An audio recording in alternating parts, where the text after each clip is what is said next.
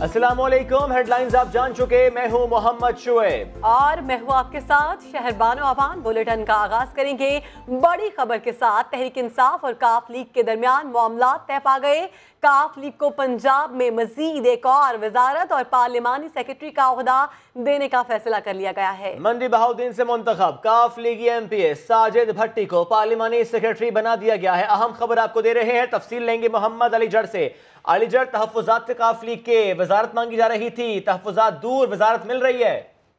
देखिए जी, मुस्लिम लीग काफ और PTI के दरमियान जो तनाज़ा चल रहे थे और हाफिज अमर यासिन ने जो इनके एक वजीर थे उसने रिजाइन भी दिया था, लेकिन इस हवाले से देखा जाए तमाम मामला तय हो गए और वज़ीर आज़म हमारे ज़राए के मुताबिक इमरान खान की मुदाखलत पे ये सारा मसला हल हुआ। अब PTI को एक वजारत और देने का फैसला किया है। काफ लीग को जो बाऊ रिजवान सियालकोट से मुंतखब MP है उन्हें वजीर बनाया जाएगा। इसके साथ साथ एक पार्लिमानी सेक्रेटरी है साजिद भट्टी जो मंडी बहाउद्दीन से मुंतखब हुए हैं, उन्हें पार्लिमानी सेक्रेटरी बनाया जाएगा। इस तरह अगर देखा जाए तो पंजाब में अब उनका जो शेयर है उनमें 2 वजारतें, एक पार्लिमानी सेक्रेटरी और स्पीकरशिप जो है वो काफ लीग के पास आ गई है और जिस पर लगता है कि काफी हद तक मुतमईन हो गया और जो भी फार्मूला तय था इत्तेहाद के हवाले से उसमें काफी पेशरफ्त सामने दिखाई दे रही है। शुक्रिया, आपने अपडेट किया। वजीर रेलवे शेख रशीद ने एक बार फिर बड़ी बात कर दी। समा का प्रोग्राम था सवाल, उसकी मेजबान ने किया सवाल जिस पर दिया उन्होंने जवाब कि मैंने खुद army chief general Qamar Javed Bajwa से अपील की है कि रेंजर्स को शहबाज शरीफ के पीछे नहीं होना चाहिए। उन्होंने ये भी कहा कि शहबाज शरीफ पब्लिक अकाउंट्स कमेटी में नहीं होंगे। तफसीली इंटरव्यू आप देख सकेंगे रात 8:03 पर सिर्फ समा में। वजीर रेलवे शेख रशीद ने बड़ी बात कह दी। समा के प्रोग्राम सवाल में मेजबान के सवाल पर बोले, मैंने खुद army chief general Qamar Javed Bajwa से अपील की है कि रेंजर्स को शहबाज शरीफ के पीछे नहीं होना चाहिए। उन्होंने क्या कहा था आपको सुनाते हैं। जो ये कहना चाहता हूं कि मैंने खुद बाजवा साहब से ये अपील की है कि ये रेंजर्स शहबाज शरीफ के पीछे नहीं होने चाहिए। रेंजर्स इस्लामाबाद में किसी और काम के लिए हैं, ये चोरों और डकैतों की प्रोटेक्शन के लिए नहीं है। और आज ये बात इंटीरियर सेक्रेटरी आजम साहब को भी कही गई कैबिनेट की तरफ से कि what is this going on, या वो बाहर होगा। दोनों में से एक बात होगी, या गोली अंदर होगी और चूहा जलंधर होगा। अगर चूहा जलंधर होगा तो गोली भी अंदर होगी। बात करते हैं साबिक वज़ीर आज़म नवाज शरीफ की। तो छठे रोज अस्पताल से दोबारा जेल मुंतकिल कर दिया गया है। नवाज शरीफ ने गुज़श्ता रोज पंजाब इंस्टीट्यूट ऑफ कार्डियोलॉजी मुंतकिल होने से इनकार कर दिया था। पंजाब हुकूमत के मुताबिक नवाज शरीफ को उनकी मर्जी से नहीं, डॉक्टर्स की तजवीज़ पर अस्पताल से डिस्चार्ज किया गया। इस पर देखिए RF मलिक की रिपोर्ट। अस्पताल में इलाज मुआलजे की सहूलत खत्म हो गई। नवाज शरीफ सर्विसेज अस्पताल से दोबारा कोट लखपत जेल पहुँच गए।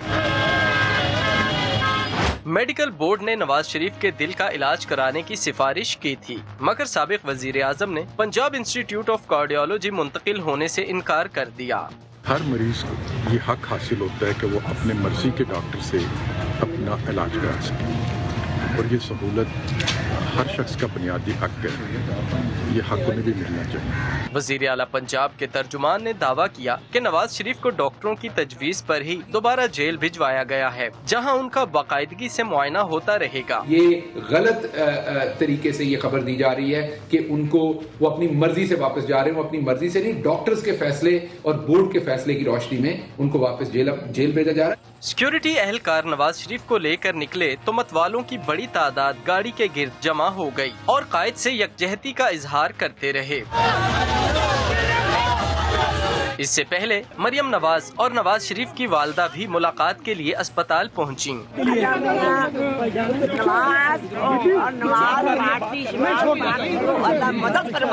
नून लीग के रहनुमा जावेद हाशमी भी मुलाकात के लिए आए, लेकिन जेल हुकाम ने मिलने की इजाजत ना दी। मरियम नवाज ने वालिद के मेडिकल बोर्ड पर तहफ़्फ़ुज़ात जाहिर कर दिए। बोली, मेडिकल बोर्ड हुकूमत ने खुद बनाए। नवाज शरीफ को दिल का मरज होने के बावजूद ऐसे अस्पताल में दाखिल कराया गया जहां दिल का यूनिट ही नहीं था। नवाज शरीफ की सेहत से खिलवाड़ किया गया। एक अस्पताल से दूसरे अस्पताल, दूसरे अस्पताल से तीसरे अस्पताल, इस किस्म का किसी की सेहत के साथ खिलवाड़ करना, तो अगर तज़यीक मकसूद थी तो तज़यीक का निशाना बनने को हम तैयार नहीं। जो एक बोर्ड ने रिकमेंडेशंस दे दी थी वो बोर्ड भी हुकूमत ने खुद बनाए, वो हमारा उनमें कोई बंदा शामिल नहीं है, कोई डॉक्टर शामिल नहीं है। एक बोर्ड ने इतनी सीरियस रिपोर्ट्स दे दी थी, उनके सारे टेस्ट हुए, एक ही फाइंडिंग थी कि उनको दिल का मर्ज ला। तो 4 दिन से उनको सर्विसेज हॉस्पिटल में ला के रखा हुआ है, जिसको पूरी दुनिया जानती है यहाँ कार्डियक यूनिट ही नहीं। जेल से पीआईसी से वापस जेल, फिर सर्विसेज हॉस्पिटल, और अब वो पीआईसी लेके जा रहे थे। तो हमें ये रहम की भीख नहीं चाहिए। मियां साहब 2 दिन से उनको ये कह रहे हैं कि अगर ये आपने नॉन सीरियस एटीट्यूड अपना रखना है तो गैर संजीदा रवैया है आपका, और अगर आपने इस तरह का एटीट्यूड रखना है आप मुझे जेल वापस भेजें। तो आज मियां साहब जो है वो चले गए हैं जेल वापस। वज़ीर इत्तलात पंजाब फयाजुल हसन चौहान की अपोजिशन पर तनकीद। कहा असल बात यह है कि नवाज शरीफ का पाकिस्तान में दिल नहीं लग रहा, पतली गली पकड़कर लंदन जाना चाहते हैं। फयाजुल हसन चौहान ने जल्द जरदारी और बिलावल की चीखें निकलने की पेशगोई भी कर दी। कैप्सूल दिया है अलीम खान साहब ने शर्मो हया का इनको, लेकिन ये फिर भी ढीठ रहेंगे। ना कोई शर्मो हया की गोली, ना कोई शर्मो हया का टीका, ना कोई शर्मो हया का कैप्सूल इनके ऊपर असर नहीं करेगा। 1.5 महीने से जो शोर मचाया हुआ था, दिल खराब, सीना खराब, हालात खराब, दिल के दौरे, आते ही जनाब उन्होंने बड़े गोश्त के कबाब और जनाब समोसों से जो है तवाज़ा हो गई नवाज शरीफ साहब। केड़ी दिल का मरज़ है, गुर्दे के अंदर थोड़ी सी पथरी है, VIP प्रोटोकॉल के साथ हमने कहा जिनको अस्पताल में होना चाहिए इनका लुक आफ्टर करें। अब इन्होंने दूसरी जिद डाल दी, नहीं जी मैं जेल लेके जाऊँ। बुनियादी तौर पे नवाज शरीफ साहब और आले शरीफ का इस वक्त पाकिस्तान के अंदर ना दिल लग रहा है ना दा लग रहा है। जाना चाहते हैं लंदन, अब वो उसके लिए बहाने ढूंढ रहे हैं। मेरे ख्याल 15 दिन रह गए या महीना रह गया। आसिफ जरदारी साहब और छोटू जरदारी, जनाब बिलावल जरदारी साहब, वो इसी तरह आपको चीखते चलाते नजर आएंगे इंशाल्लाह। जाली अकाउंट केस में तफ्तीश के लिए टीमें तश्कील दे दी गई हैं। चेयरमैन नैब ने केस की खुद निगरानी करने का फैसला कर लिया है। तफसीलात जानते हैं समा के नुमाइंदे उस्मान खान से। उस्मान खान, बताइएगा इस टीम में कौन कौन शामिल होगा? जी बिल्कुल, चेयरमैन की ज़ेर सदारत आला सदर का इजलास हुआ है, जिसमें जो फेक अकाउंट्स केस हैं उसकी जो CIT की जो निगरानी है वो खुद करने का फैसला किया है जस्टिस जावेद इकबाल ने। और मुख्तलिफ टीमें जो हैं वो केस की तफ्तीश के लिए तश्कील दे दी गई हैं, जो कि नैब हेडक्वार्टर भी जाएंगी और कुछ टीमें जो हैं वो कराची जाकर बयानात रिकॉर्ड करेंगी। चेयरमैन नैब की जानिब से हिदायत की गई है कि अदालती फैसले पर मिनोइन अमल किया जाए और तहकीकात को शफाफ और मेरिट पर मनतकी अंजाम तक पहुंचाने की हिदायत भी कर दी गई और बाज़ाब्ता तौर पर इस केस में जो है वो अहम पेशरफ सामने आने वाली है। सही, बहुत शुक्रिया, आपने हमें अपडेट किया। इस्मान, बात करेंगे चौधरी निसार के मुकाबले में इलेक्शन लड़ने वाले मुस्लिम लीग नून के रहनुमा कमरुल इस्लाम राजा की। उन्होंने दिया है आज तहलका-खेज इंटरव्यू। जेल से जमानत पर रिहाई पाने वाले लीगी रहनुमा कमरुल इस्लाम राजा, उन्होंने समा के नुमाइंदे नाईम अशरफ भट्ट से बात करते हुए कहा कि फवाद हसन फवाद वादा माफ गवाह नहीं बने। अलीम खान की गिरफ्तारी सूरत हाल बैलेंस करने की कोशिश है। ये भी कहा कि तमाम फैसले बोर्ड ऑफ डायरेक्टर्स ने किए, लेकिन गिरफ्तार सिर्फ मुझे किया गया। 60 दिन के जिस्मानी रिमांड में सिर्फ 2 घंटे तफ्तीश हुई। जब अरेस्ट कर लिया तो फिर इन्वेस्टिगेशन आपसे क्या होती रही, क्या पूछते? इन्वेस्टिगेशन तो बड़ी थोड़े टाइम के लिए हुई। 60 दिनों में सिर्फ 2 घंटे मिला के टोटल। इन्वेस्टिगेशन तकरीबन का टाइम 2 ना हुआ तो 3 हो गए। मैं बोर्ड ऑफ डायरेक्टर्स का मेंबर था साफ पानी कंपनी के। कितने डायरेक्टर्स? तो 20 या 21। लेकिन पकड़ा आपको ये? हाँ, बोर्ड ऑफ डायरेक्टर्स में मैं एक सिर्फ आपने, हालांकि फैसला सबको नहीं किया होगा। फैसले तो बोर्ड ऑफ डायरेक्टर्स के, लेकिन सिर्फ आपको पकड़ा। मुखालिफ एक बंदा पकड़ लिया, सीनियर वजीर, ये भी सियासी इसको कहेंगे गिरफ्तारी?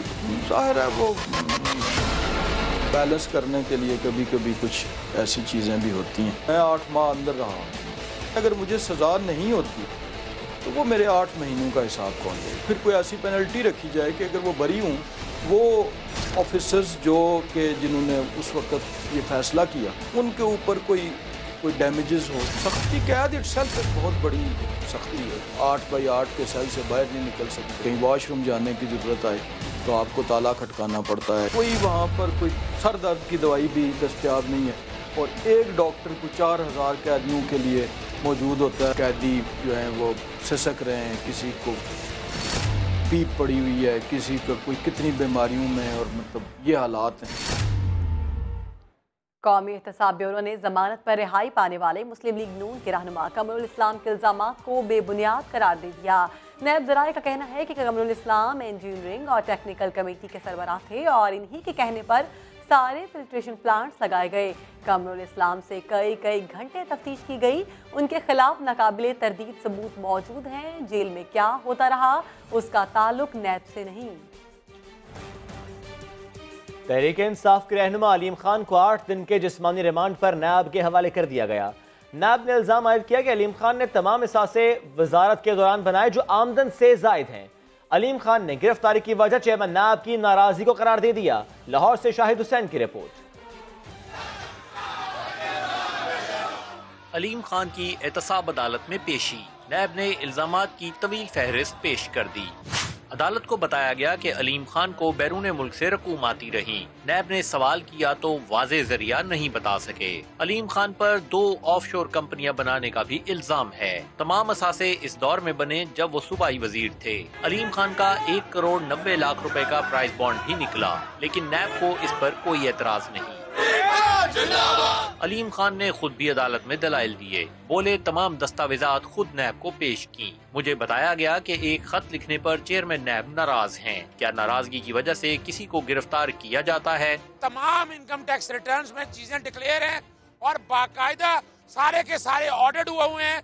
इलेक्शन कमीशन के अंदर असासा दिया गया है। अदालत ने दलाइल सुनने के बाद 15 फरवरी तक जिस्मानी रिमांड मंजूर कर लिया। समाअत के दौरान PTI के कारकुन अदालत के बाहर मौजूद रहे। पुलिस को सिक्योरिटी के लिए सड़कों को कंटेनर लगाकर बंद करना पड़ा। उधर फवाद चौधरी ने शहबाज शरीफ से बतौर PAC चेयरमैन इस्तीफे का मुतालबा कर दिया। कहा पब्लिक अकाउंट्स कमेटी के ऑफिस को नए मुकदमात से बचने के लिए इस्तेमाल किया जा रहा है। शहबाज शरीफ नैब को मतलूब अफराद को बचा रहे हैं। बोले रजा रबानी और मुशाहिद हुसैन मिनिस्टर इनक्लेव में घरों पर कब्जा करके बैठे हैं। कानून के मुताबिक छुड़वाया जाएगा। वो काबीना इजलास के बाद मीडिया से बातचीत कर रहे थे। कहा जा रहा है कि साद रफीक और दीगर जो मुल्ज़मान हैं जो नैब को अरबों रुपए के केसेस में मुलव्वस हैं, उनको भी पब्लिक अकाउंट्स कमेटी का चेयरमैन का मेंबर बनाया जाए और इस बहाने उनके प्रोडक्शन ऑर्डर्स जारी किए जाएं। ये एक बिल्कुल नाकाबिल कबूल सूरत हाल है और काबीना ने इसके ऊपर तशवीश का इजहार किया है और हम ये समझते हैं कि इखलाकी तौर के ऊपर शहबाज शरीफ को अपने ओहदे से इस्तीफ़ा दे देना चाहिए। रजा रबानी साहब की कोई इंटाइटलमेंट नहीं है, लेकिन वो मिनिस्टर्स इनक्लेव में कब्जा करके बैठे हुए हैं। मुशाहिदुल्लाह की कोई इंटाइटलमेंट नहीं है, लेकिन वो मिनिस्टर्स इनक्लेव में कब्जा करके बैठे हुए हैं। इसी तरीके से MNAs हैं, इसी तरीके से और लोग हैं जिनकी इंटाइटलमेंट नहीं है गवर्नमेंट रेजिडेंसीज की, लेकिन वो गवर्नमेंट रेजिडेंसीज के ऊपर कब्जे करके बैठे हुए हैं। प्राइम मिनिस्टर साहब ने हुक्म दिया है जो लोग इंटाइटलमेंट के खिलाफ मुकीम हैं उनको उनसे वो घर जो है वो वापस लिए जाएं। न्यू इस्लामाबाद इंटरनेशनल एयरपोर्ट की तामीर का मामला, कौमी खजाने को नोचने में अपने बेगाने सभी शामिल। F5 ने रिपोर्ट पेश कर दी। PAC ने ज्वाइंट वेंचर मामला ज़ीली कमेटी के सुपुर्द कर दिया। इस्लामाबाद से शकील अहमद रिपोर्ट करेंगे। शहबाज शरीफ की सरबराही में PAC बैठक। ताहाल नामुकम्मल न्यू इस्लामाबाद एयरपोर्ट की तामीर में 9 साल से जायद ताखीर, 68 अरब रुपए से जायद इजाफी लागत और आलमी मयार की खिलाफ वर्जियों पर FIA की रिपोर्ट पेश। एविएशन के 7 अफसरान, कंसल्टेंट कंपनियां और लुइस बर्जर ग्रुप नामी अमेरिकी कंपनी जिम्मेदार करार। जॉइंट वेंचर मायदे में तब्दीली ने भी कई गुल खिलाए। अमेरिकी कंपनी ब्लैक लिस्ट, 3 जिम्मेदार इंजीनियर्स की तनजली कर दी गई। नुकसान अरबों रुपए का, सजा इतनी सी। कमेटी चेयरमैन बरहम, मामला ज़ैली कमेटी के सुपुर्द कर दिया। इजलास से 1 घंटा पहले खिलाड़ी रुकन नसरुल्लाह दरीशक ने शहबाज शरीफ को खत लिख दिया। कहा सदारत नहीं कर सकते क्योंकि आप FIA को मतलूब हैं। शहबाज शरीफ के पूछने पर DG FIA ने मतलूब होने की तरदीद कर दी। इस पर तब्दीली सरकार के शिबली फराज ने लुकमा दिया। अब सवाल तो उठेंगे। ऑडिट एतराजात से मुतल्लिका दौर के रुकन को इजलास बदर करने का मुतालबा कर दिया। जयाले नवीद कमर ने मुखालफत कर दी। बोले इस तरह तो कई मेंबरान जाएंगे। नून लीगी रोहेल असगर ने इन कैमरा इजलास की तजवीज दे दी। साथ ही कहा इन सब बातों का भला PAC से क्या ताल्लुक, ये तो मुतल्लिका फोरम ही नहीं है। मौजूदा हुकूमत ने हमारी 5 साल की मेहनत बर्बाद कर दी। मुस्लिम लीग नून के रहनुमा एहसन इकबाल हुकूमत पर बरस पड़े। कहा वर्ल्ड बैंक और IMF जैसे इदारे पुरुमीद थे कि पाकिस्तान अगले 5 साल में टेक ऑफ की तरफ जा रहा है, लेकिन नाअहल, ना तजुर्बाकार और बदनीयत हुकूमत ने सारे ख्वाब मट्टी में मिला दिए। पूरी कौम इस सूरत हाल पर अफसरदा है। उम्मीद थे कि अब अगले 5 सालों में पाकिस्तान टेक ऑफ की तरफ जा रहा है। आज उस टेक ऑफ को ना अहल, ना तजुर्बेकार, बदनीयत और किसी भी विजन से आ रही हुकूमत ने क्रैश कर दिया है, मिट्टी मिट्टी कर दिया है। हमारी 5 साल की मेहनत आज बर्बाद कर दी गई है, जिसका हमें भी दुख है और पूरी कौम को भी दुख है। बात तो सच है, लेकिन बात है शऊर की। ये बात हो रही है आला तालीम याफ्ता लड़कियों की, जिनकी अक्सरियत कराची जैसे बड़े शहर में ग्रेजुएशन, मास्टर्स, डॉक्टर्स बनने के बाद अपनी तालीम से दूसरों को फायदा पहुंचाने के बजाय शादी को तरजीह देती हैं और फिर सिर्फ घर की होकर रह जाती हैं। गवर्नर सिंध इमरान इस्माइल आज अपने खिताब में माशरे के इसी पहलू को सामने लाए। उन्होंने अपने खिताब में कहा कि शादी के बाद तालिबात का टैलेंट ज़ाया हो जाता है। ससुराल वाले बहू को मासी का मुतबादिल समझ लेते हैं। तालिबात पढ़ लिख कर मुल्क की बाग दौड़ संभालें। एक तरह तो बड़ी खुशी होती है देख के कि तमाम जो लड़कियां हैं वो सबकत ले रही हैं लड़कों के ऊपर अपनी डिग्रीज के अंदर और हर चीज़ के अंदर वो सबसे आगे हैं। लेकिन जब ये शादी करके अपने घर जाती हैं तो मोस्टली घर वालों अलाउ नहीं करते ससुराल वाले प्रैक्टिस करने के लिए जो उनकी प्रोफेशनल डिग्रीज हैं, और वो समझते ये हैं कि शायद ये लड़कियां जो हैं इनका काम सिर्फ घर पे बच्चे पालना और खाना पकाना है, which is a very wrong concept. हमें अपने माशरे में ये ट्रेंड चेंज करना पड़ेगा। हमारी बच्चियां जो शादी करके जाती हैं, ब्याह के जाती हैं, वो किसी घर की मासी को रिप्लेस करने नहीं आती। वो बच्ची एक टैलेंटेड बच्ची है जो किसी भी यूनिवर्सिटी से डिग्री लेके आपके बेटे से ज़्यादा टैलेंट हासिल करके घर गई है, और उसको सिर्फ जेंडर बेस के ऊपर आप घर में मुलाजिम की तरह रखें, ये मुनासिब नहीं। तालिबात कहती हैं जॉब करना या ना करना लड़कियों की अपनी मर्जी होनी चाहिए। तालिबात मेहनत करके नशिस्तें हासिल करती हैं जो शादी के बाद ज़ाया हो जाती हैं। वालिदैन को सोचना होगा कि किसी की सालों की मेहनत क्यों ज़ाया की जा रही है। मेडिकल की फील्ड है, उसमें सीट्स पहले लड़कियां ज़्यादा रोकती हैं। हालांकि अगर वो सीट्स लड़कों को मिल जाए तो एटलीस्ट वो यूटिलाइज हो सकती है। डॉक्टर की डिग्री लेके आपने शादी करनी है, उस फील्ड डिग्री को वेस्ट करना होता है। तालीम इस वजह से ज़रूरी है ताकि आप इंडिविजुअली अपने ऊपर काम कर सकें, अखलाकियात को समझें, माहौलियात को समझें, दुनिया को समझें। तालीम होनी चाहिए, पूरी तालीम होनी चाहिए। तालीम एक बेसिक राइट है। हर औरत का काम करना या ना करना उसकी चॉइस है। कराची में कितनी फीसद तालिबात पास आउट होती हैं और कितनी फीसद फील्ड में पहुंच पाती हैं? तालिबात का इस हवाले से क्या कहना है? सोनिया शहजाद की तरफ चलेंगे। सोनिया, बताइएगा क्या तनासुब है? जी बिल्कुल, तालीम की बात हो या पोजीशंस लेने की बात हो या पेपर में अच्छे नंबर लेने की बात हो, लड़कियां हमेशा बाजी ले जाती हैं। कराची की जामियात का भी कुछ ऐसा ही हाल है। अगर मैं बात करूं जामिया कराची की, जिसे सबसे बड़ी यूनिवर्सिटी तस्वुर किया जाता है, वहाँ 42,000 के करीब जो है वो स्टूडेंट्स इस वक्त इनरोल है, जिनमें से 70% सिर्फ लड़कियाँ हैं। और अगर उन लड़कियों के रिजल्ट देखे जाए तो यकीनन बॉयज़ कहीं बहुत दूर पीछे रह जाते हैं और वही लड़कियाँ कामयाबी हासिल करती हैं। इसकी ताज़ा तरीन मिसाल मैं आपको ये दूंगी कि अभी रिसेंटली होने वाले कॉन्वोकेशन में 42 स्टूडेंट्स में से 39 गर्ल्स ने जो है वो गोल्ड मेडल हासिल किया है। लेकिन तालीम मुकम्मल करने के बाद यही लड़कियां हमें फील्ड में नहीं दिखाई देती हैं, अपने करियर को आगे नहीं बढ़ा सकती। वजह क्या है, ये जानने के लिए इस वक्त मैं लियारी यूनिवर्सिटी में मौजूद हूँ। जी आप बताइएगा कि आपकी तो शादी भी हुई है, उसके बाद जो है आप पढ़ रही हैं, तो किन मुश्किलात का सामना करना पड़ता है? जी वैसे तो अल्हम्दुलिल्लाह मेरे ससुराल वाले बहुत सपोर्टिव हैं, मुझे मतलब अलाउ करते हैं कि मैं पढ़ लूँ। लेकिन अगर मतलब जो लड़कियां नहीं पढ़ पाती हैं, मेरी फ्रेंड्स हैं, वो नहीं पढ़ पाती हैं इसी वजह से, क्योंकि उनके ससुराल वाले सपोर्ट नहीं करते और बच्चे हो जाते तो उनको ना होता है। मेरी माशाल्लाह सास सपोर्ट करती है, बच्चे संभालती है जब मैं आती हूँ यहाँ पे। अगर वो नहीं करे तो फिर मैं भी नहीं कर पाऊँगी। बिल्कुल, ससुराल वालों का तावन बहुत ज़रूरी। आप लोग भी यकीनन फील्ड में जाके काम करने वाले हैं, तो लड़कियाँ तालीम हासिल करें लेकिन साथ ही अपनी जॉब को भी कंटिन्यू करें। जी बहुत शुक्रिया सोनिया। अंदरूनी सिंध खवातीन के हकूक़ पर काम करने वाली प्रोफेसर हसीन मुसरत ने मुतालबा किया है कि पढ़ी लिखी खातून को घर पर ना बिठाया जाए, मर्द को भी घर के कामों में हाथ बटाना चाहिए। हमारी असेंबली ने ये कानून पास किया है कि तालीम फ्री है, तालीम फ्री है और वो फादर जो है, वालिद साहब जो है, वो पाबंद है कि अपनी बेटी को स्कूल भेजे। तो उस शोहर को पाबंद क्यों नहीं किया जाता जो पढ़ी लिखी खातून को घर पे बिठा देता है? हम एक साल देखते हैं कि हमारी बच्चियां जो है वो जोक दर जोक मेडिकल में एडमिशन ले रही हैं, वाइट कोट पहने घूम रही हैं, 2 साल के बाद लाल जोड़ा पहन के घर क्यों बैठ जाती हैं? ये तो गवर्नमेंट के सोचने की बात है। क्यों मर्दों को पाबंद नहीं किया जाता कि घर की जिम्मेदारियों में हाथ बटाएं? ये कानून साजी भी होनी चाहिए कि भाई पढ़ी लिखी खातून जो है अगर वो खुशी से जॉब करना चाह रही है तो उसमें जो रुकावट है तो वो स्टेट का क्राइम है। रिश्ते कराने वाली खातून मिसेस खान कहती हैं, अब ज़माना बदल गया है, लोग प्रोफेशनल लड़कियां ढूंढ रहे हैं। महंगाई इतनी है कि एक शख्स के कमाने से घर नहीं चलता। क्या आपके पास ऐसे लोग आते हैं रिश्ते के लिए जो चाहते हो कि लड़की शादी के बाद जॉब ना करे? ऐसे लोग आते हैं या कि लड़की शादी के बाद जॉब करती रहे? नहीं, अब तो जॉब करने वाली, चाहे वो टीचिंग करती हो, चाहे वो कहीं भी डॉक्टर हो, चाहे वो MBA हो, चाहे वो बैंकर हो, वो किसी भी फील्ड में हो, लोग चाहेंगे कि वो जॉब वाली लड़की हो। क्योंकि अब आप देखें ना, बच्चों की फीसें इतनी ज़्यादा, सब कुछ, तो मदर्स भी मतलब जो सासें भी हैं, मदर्स भी जो देख रही हैं बच्चों के लिए, तो वो यही चाहती हैं हमारे बच्चों की ज़रा मुश्किलात कम हो, उनके ऊपर से बर्डन कम हो, तो वो चाहती हैं कि बच्चियाँ भी थोड़ा सा हेल्पिंग हैंड हो। अभी वक्त हुआ एक ब्रेक का, रहिए समा के साथ।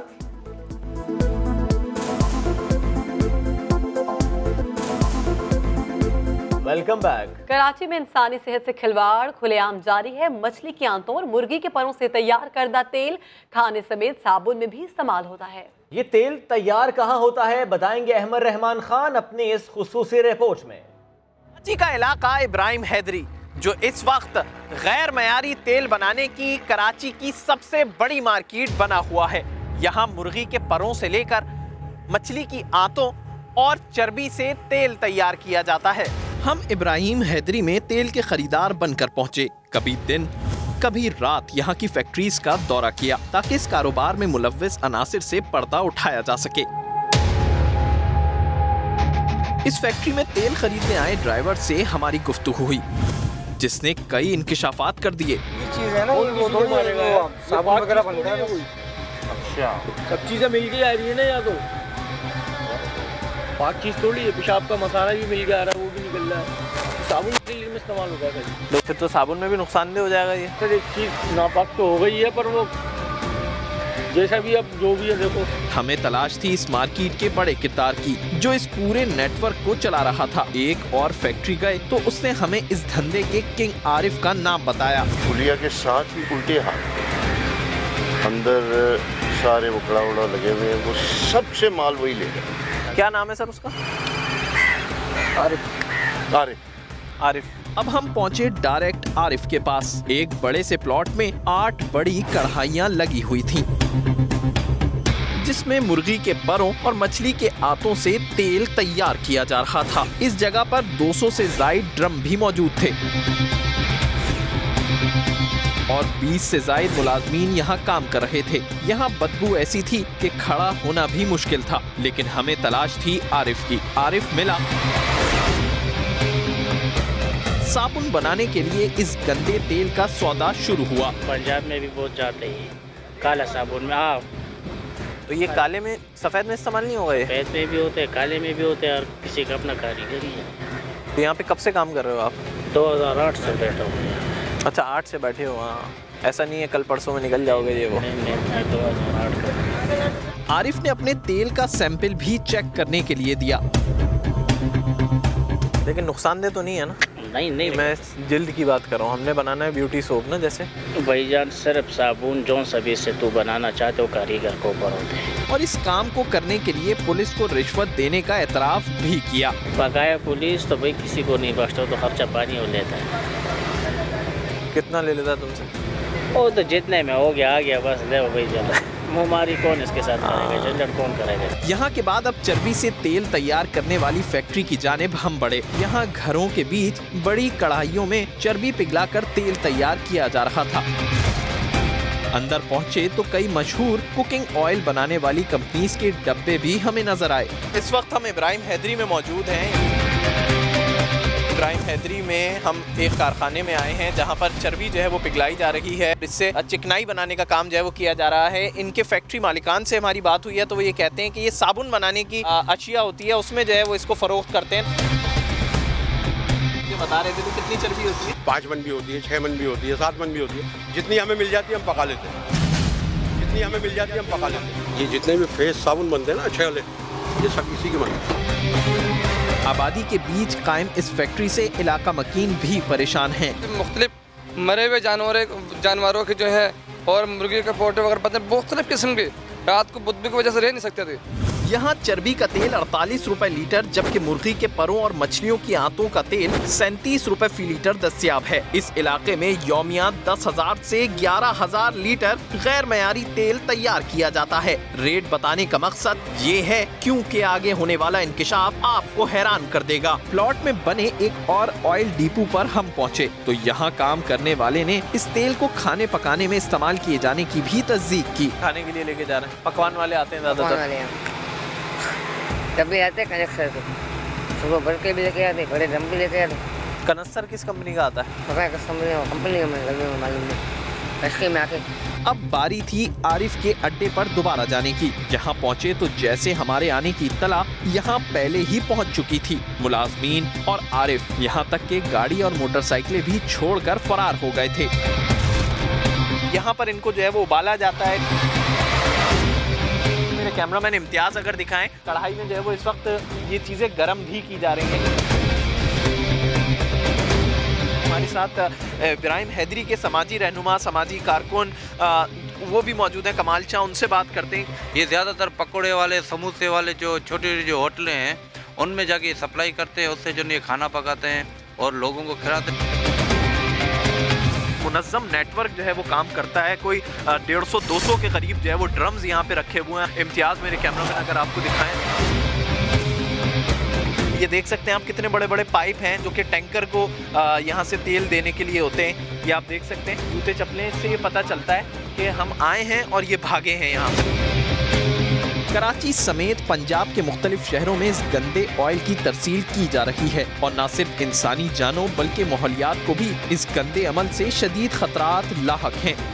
हम अक्सर अपनी फैमिली और अपने दोस्तों के साथ बाहर खाना खाने के लिए आते हैं, लेकिन कभी आपने ये तसल्ली की है कि वो खाना किस तेल में तैयार किया गया है? तो अब जब आप बाहर आएँ तो कम से कम इस बात की तसल्ली कर लीजिएगा कि खाना मयारी तेल में तैयार किया गया हो। कैमरामैन इम्तियाज अली के साथ अहमद रहमान खान, समा, कराची। कराची में खुलेआम मुज़र सेहत तेल के कारोबार पर समा ने होश दिलाया तो सिंध फूड अथॉरिटी भी जाग गई, एक्शन लेने की यकीन दहानी करा दी।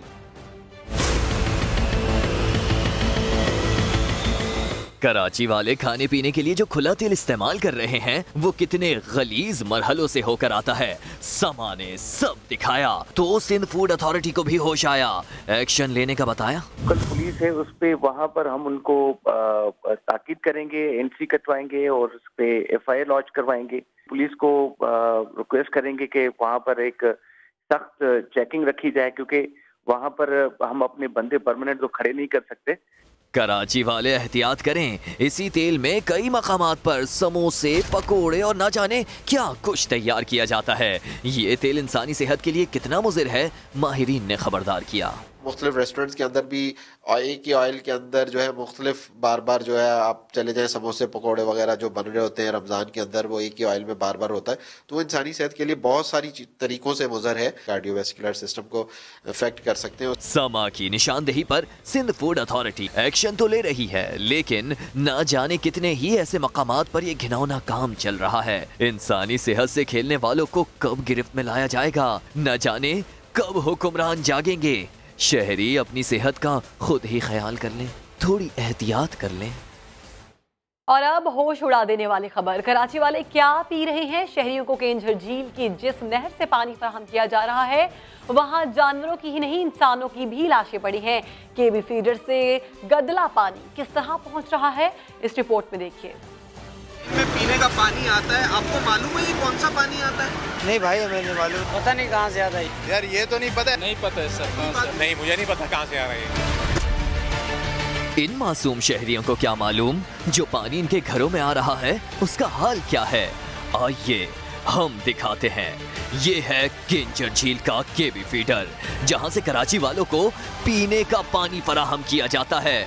लेकिन ये क्या, जानवरों और इंसानों की लाशें पड़ी हैं। ये क्या जुल्म है? इस शहर के वासियों का आखिर गुनाह क्या है? इन्हें ये पिलाया जा रहा है? क्या कोई पूछने वाला नहीं, कोई देखने वाला नहीं? समा ने सब दिखाया। PTI के हलीम आदिल शेख भी केबी फीडर पहुंचे तो सिंध हुकूमत पर बरस पड़े। ऊंट, गधे, भैंसे, कुत्ते, न जाने क्या क्या पड़ा हुआ है, और किंजर से यही पानी। कराची वालों, ये साईं सरकार तुम्हें यही गटर का पानी, यही मुर्दा जानवरों का पानी, यही फैक्ट्रियों के कचरे का पानी, यही मुराद अली शाह साहब की आपके लिए पेशकश है। कराची को इंडस सोर्स के जरिए योमिया 400 मिलियन गैलन पानी फराहम किया जाता है। वाटर एंड सीवरेज बोर्ड आखिर क्या कर रहा है? कब तक इस शहर के वासी जुल्म सहते रहेंगे? मेयर कराची वसीम अख्तर का कहना है कि कराची वाले गंदा पानी पीने पर मजबूर हैं। इतना गंदा पानी दुनिया में कोई नहीं पीता होगा। उन्होंने सिंध हुकूमत और वाटर बोर्ड की कारकर्दगी पर अफसोस का इजहार किया और सुप्रीम कोर्ट से नोटिस लेने का मुतालबा किया। बड़ा अफसोस होता है कारकर्दगी पे गवर्नमेंट ऑफ सिंध की और वाटर बोर्ड की। ये जिम्मेदारी है गवर्नमेंट ऑफ सिंध और वाटर बोर्ड की कि साफ पानी मुहैया करे कराची के रहने वालों को। मगर अफसोस के इससे ज्यादा गंदा पानी दुनिया में कोई पीता नहीं होगा जो कराची के लोगों को पीना पड़ रहा है। इसमें लाशें निकल रही हैं और जानवरों की लाशें पड़ी हैं। इस पे गवर्नमेंट सिंध को चाहिए कि नोटिस ले, सख्ती से नोटिस ले और इस पे इंक्वायरी करे। ये क्या मजाक बना हुआ है? बल्कि मैं तो कहूँगा कि कोर्ट्स को लेना चाहिए, सुप्रीम कोर्ट को नोटिस लेना चाहिए। केंजर झील में खुलेआम मेहमान परिंदों का कत्लेआम। मल्लाह तंजीम के चेयरमैन भी शिकार करने वालों में शामिल, जिन्होंने शिकार के बाद झील किनारे ही दस्तरखान सजा लिया। जुहैर अली रिपोर्ट करेंगे। केंजर झील में मेहमान परिंदों का कत्लेआम। मल्लाह तंजीम के चेयरमैन भी शिकार करने वालों में शामिल। सिंध मल्लाह इत्तेहाद के चेयरमैन की जानिब से शिकार के बाद मेहमान परिंदों के गोश्त से झील किनारे दस्तरखान सजाया गया। महकमा वाइल्ड लाइफ के इंस्पेक्टर का कहना है वाक़े की तहकीकात कर रहे हैं, जो भी कानूनी कार्रवाई होगी वो करेंगे। हमारे पास वहाँ पर स्टाफ की कमी है, इस हवाले से हमें नहीं था। अभी अब हमें नॉलेज में ये बात आई है, तो इसके खिलाफ जो भी कानूनी कार्रवाई होगी इंशाल्लाह वो हम करेंगे। यूनेस्को की जानिब से केंजर झील को सेंचुरी एरिया करार देने के बाद से हर किस्म के शिकार पर पाबंदी आयद है। जुहैर अली, समा, ठट्टा। ब्रेक के बाद कराची वालों के लिए अच्छी खबर कि अब केडीए ने जमीनों का रिकॉर्ड ऑनलाइन करने का काम शुरू कर दिया है। मुलाजिमीन पर कड़ी नजर रखने के लिए बायोमेट्रिक सिस्टम भी लगाया जा रहा है। मजीद जानते हैं समा के नुमाइंदे अली हफीज से। अली हफीज, एक अच्छी खबर है ये।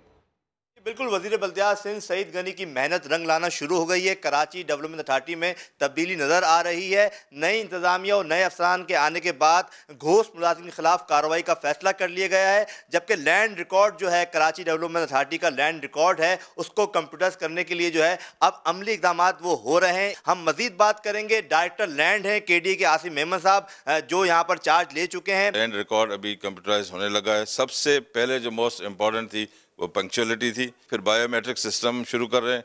घोस्ट मुलाजिम है, उनको भी हम कवर करेंगे कि यहाँ पे जो अननेसेसरी बर्डन है केडीए पे वो ख़त्म हो जाए और घोस्ट मुलाजिम इनको हम या तो काम पे लाएं या उनकी तनख्वाहें बंद कर दें। जी बिल्कुल, ये सीनियर ऑफिसर थे डायरेक्टर लैंड आसिम मेमन साहब। इन्होंने वाज़े अल्फाज में बता दिया कि अब केडीए में जो काम करेगा उसको तनख्वाह मिलेगी। केडीए की लैंड पर जो है रिहाइश पजीर हैं, जिनके मकानात हैं, जिनके प्लॉट्स हैं, उनके लिए अच्छी खबर यह है कि अब कुछ दिनों बाद जो है वो फिंगरप्रिंट्स पे जो है कंप्यूटर पे जो है अपना प्लॉट्स और मकान जो है उसका रिकॉर्ड जो है वो हासिल कर सकते हैं।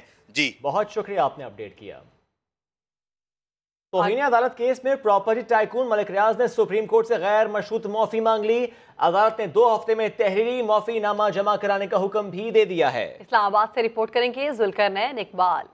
अदलिया मुखालिफ तौहीन आमेज प्रेस कॉन्फ्रेंस का मामला। 7 साल पुराने केस में प्रॉपर्टी टाइकून मलिक रियाज के लिए नई मुश्किलात। सुप्रीम कोर्ट का इल्तवा देने से इनकार। 2 हफ्ते में तहरीरी माफी नामा जमा कराने का हुक्म।